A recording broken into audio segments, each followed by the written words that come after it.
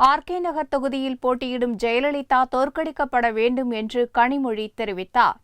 Chennai RK நகரில் திமுக ஆலோசனைக் கூட்டம் ஞாயிறன்று நடந்தது. இதில் கட்சியின் மகளிரணி செயலாளர் கனிமொழி கலந்து கொண்டு திமுக வேட்பாளர் சிம்லா முத்து சோழனை அறிமுகப்படுத்தி உரையாற்றினார். அப்போது மழை வெள்ளத்தால் மக்கள் பாதிக்கப்பட்ட போது முதல்வர் ஜெயலலிதா ஆர்கே நகர் தொகுதிக்கு மட்டும் வந்ததாகவும், மக்களுக்கு ஆறுதல் கூறாமல் வேனில் இருந்தபடி பேசி சென்றவருக்கு மக்கள் பாடம் புகட்ட வேண்டும் என்றும் கூறினார். மேலும் மற்ற தொகுதிகளிலெல்லாம் அதிமுக நிர்வாகிகள் தோற்பார்கள் என்றும், ஆர்கே நகரில் மட்டும் ஜெயலலிதாவை தோற்கடிக்க வாய்ப்பு வந்துள்ளது என்றும் கனிமொழி தெரிவித்தார். அத்துடன் 1996ஆம் ஆண்டு ஜெயலலிதா தோற்கடிக்கப்பட்டது போன்று 2016ஆம் ஆண்டிலும் ஜெயலலிதாவை தோற்கடிக்க வேண்டும் என்றும் வலியுறுத்தினார். திமுக தேர்தல் அறிக்கை நல்ல வரவேற்பை பெற்றுள்ளதால் வீடு வீடாக சென்று மக்களிடம் எடுத்துக் கூறி திமுக வெற்றிக்கு பாடுபட வேண்டும் என்றும் கனிமொழி தெரிவித்தார்.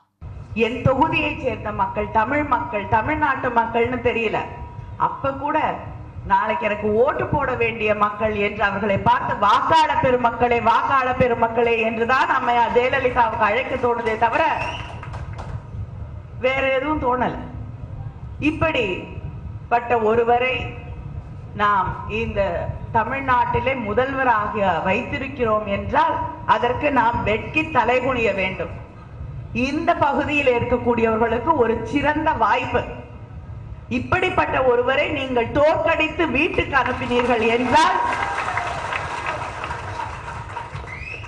அதுதான் அவருக்கு சரியான பாடமாக இருக்கும்.